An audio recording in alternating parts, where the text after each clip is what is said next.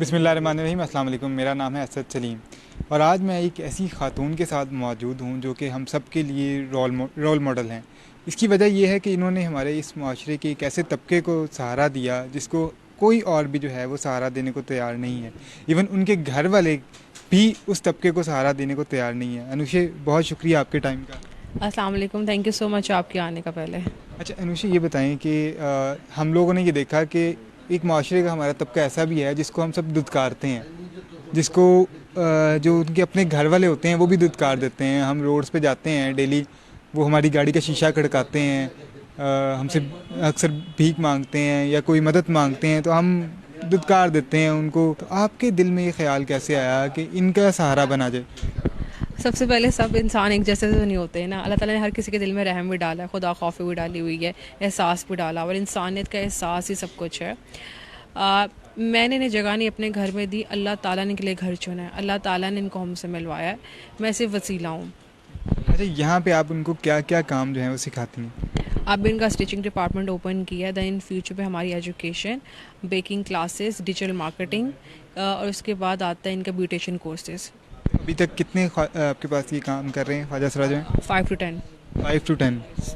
अच्छा, जब ये ख्याल आया होगा, ज़ाहिर बात है कि फैमिली मेम्बर्स ने भी रोका होगा और बाकी दोस्तों ने भी मना किया होगा कि इनको अपने घर में लेके आना, इस तरह से अपने घर के अंदर एक जगह देना, उनसे काम करवाना डेली रूटीन में, क्या क्या बातें सुनने को मिली? एज सच फ्रेंड्स ने तो मुझे कुछ भी नहीं कहा। मैं ऑनेस्टली बताऊँ, बेसिकली मेरे फ्रेंड्स मेरे डोनर्स हैं, ठीक है। उन्होंने मुझे सपोर्ट किया इस चीज़ में। फैमिली साइड में बात करूँ तो मैं अपने बाबा के अलावा सबको इंक्लूड करूँगी बीच में। मैं नाम तो हाईलाइट नहीं करना चाहूँगी। हाँ, तो सब ने ही कहा कि खैर मैंने उनकी किसी चीज़ पे नोट नहीं किया, और बाकी कुछ चीज़ मैं उन्हें कुछ बोल ऑनर करना भी नहीं चाह रही। तो हाँ किया। तो मेरा यही था कि अगर आज मैं भी चुप कर जाऊँगी, हर बंदे के अपने लिए स्टैंड लेता है। आपने भी लाइफ में अपने लिए स्टैंड लिया, मैंने भी। तो हमने कभी किसी इंसान के लिए स्टैंड नहीं लिया, ठीक है। बहन बहन के लिए इंसान स्टैंड लेते हैं जहाँ पे गलत हो रहा हो। तो उस मजलूम कम्युनिटी के लिए क्यों ना स्टैंड लिया जहाँ पे गलत हो रहा है। तो बेसिकली मुझे उन लोगों की आवाज़ बनना था जहाँ पे गलत हो रहा है, जहाँ पे कोई नहीं बोल रहा।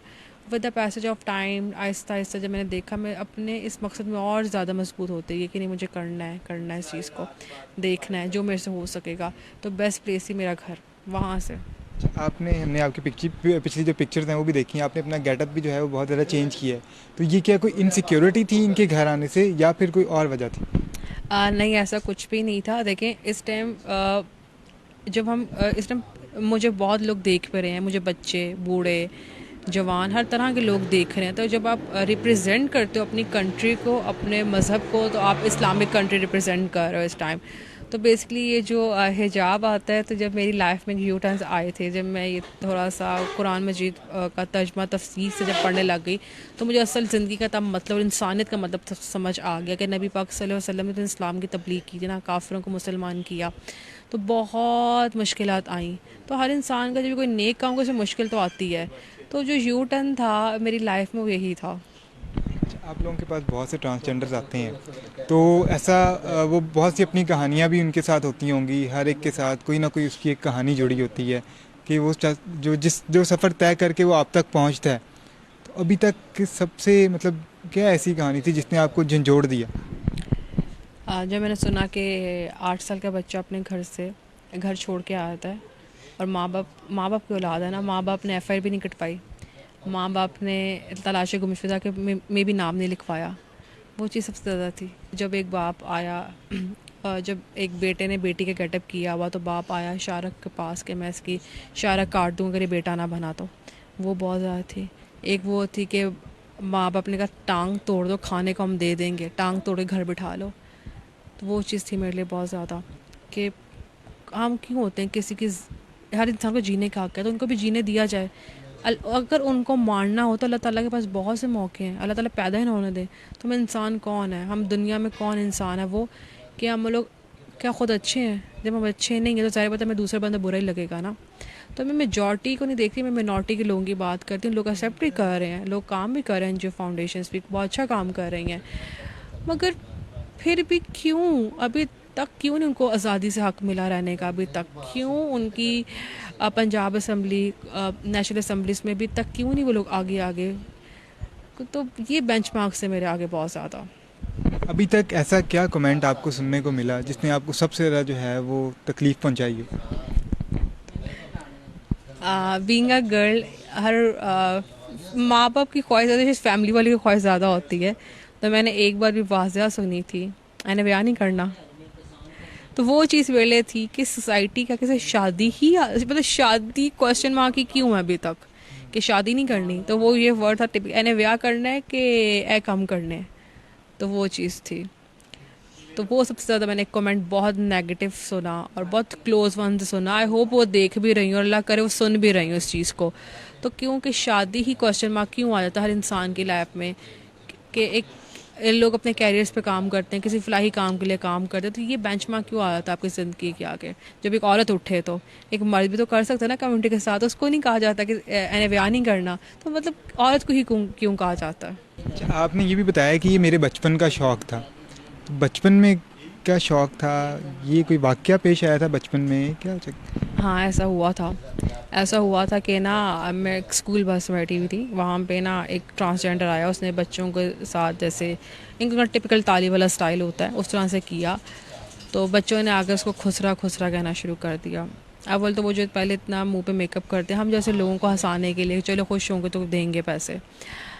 तो उस बच्चे ने जब ये कहा तो मुझे हुआ कि स्कूल में आप सीखते, स्कूल में आप क्या सीख के निकले हो, आज माँ ने क्या सिखाया। तो आपने अपना स्कूल और अपनी माँ का एक परवरिश का तरीका बता दे आप किस अच्छे स्कूल के हो। तो वो चीज़ मेरे लिए थी कि अल्लाह पाक मुझे इतना दे कि मैं इस कम्युनिटी के लिए भी कुछ कर सकूं। क्योंकि मैंने इतना तो मुझे, मतलब मेरे पेरेंट्स से, मतलब इतना तो हर बच्चे को पता होता है ना, ये ट्रांसजेंडर क्यों होते हैं, ये लोग नहीं रहते अपने माँ बाप के साथ, क्यों। तो वो बचपन में इतने सवाल वो क्यों कहते, जो मेरे पेरेंट्स से मुझे क्यों, वो क्यों मैं फंसी हुई। तो उस क्यों को मुझे ढूंढना था लाइफ में। एक टिपिकल नहीं है, सिर्फ वुमेन एम्पावरमेंट प्रोग्राम, एक नाम और ट्रांसजेंडर एम्पावरमेंट प्रोग्राम जो सिर्फ ट्रांसजेंडर्स पे काम कर रहा है, ऐसा कोई भी नहीं था। मुझे उस वो बनना है जो सिर्फ ट्रांसजेंडर्स पे काम करे। और अच्छा, ये इस बात में कितनी हकीकत है कि जो कहा जाता है कि गुरु ज़बरदस्ती ले जाते हैं बच्चों को?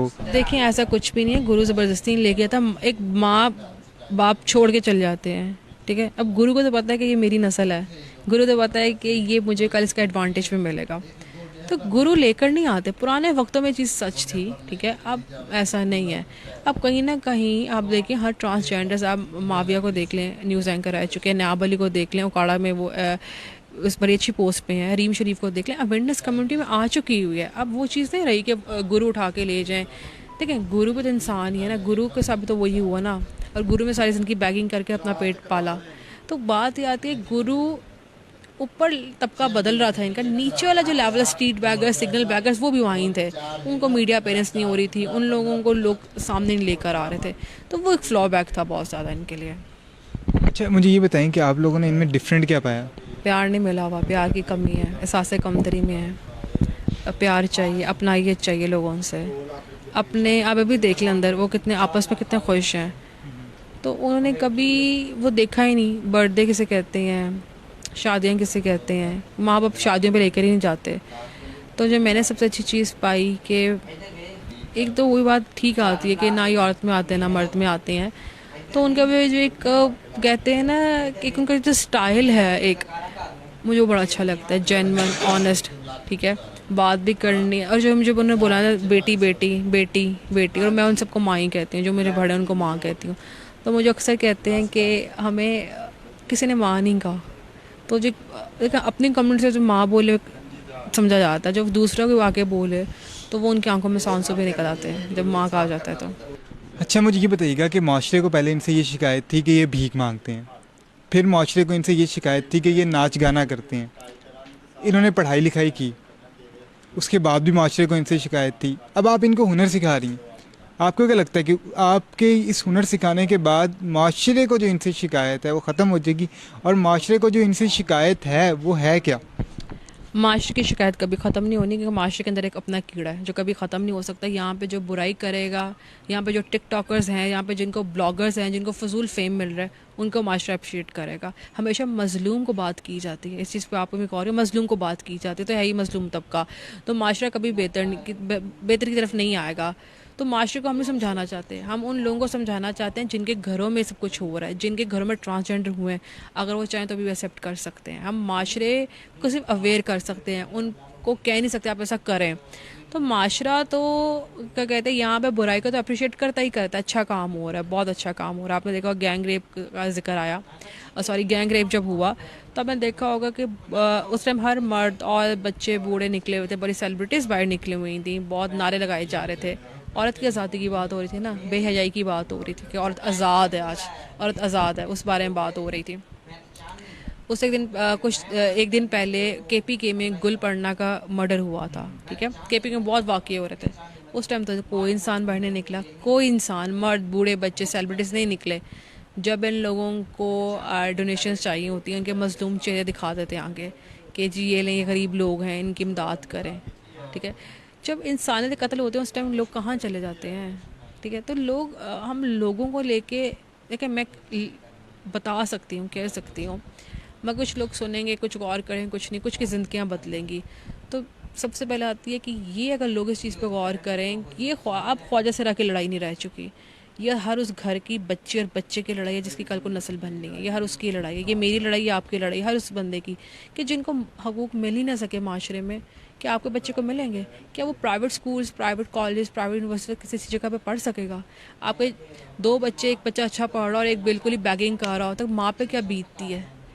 तो मैं चाहती हूँ कि मेरे इस इंटरव्यू से जिन घरों में मिसहैप हूँ, एटलीस्ट वो एक्सेप्ट कर लें उनको, उनकी ज़िंदगी बदल दें। अभी भी टाइम है और अभी भी मौका है। अनुषा, बहुत शुक्रिया आपके टाइम का।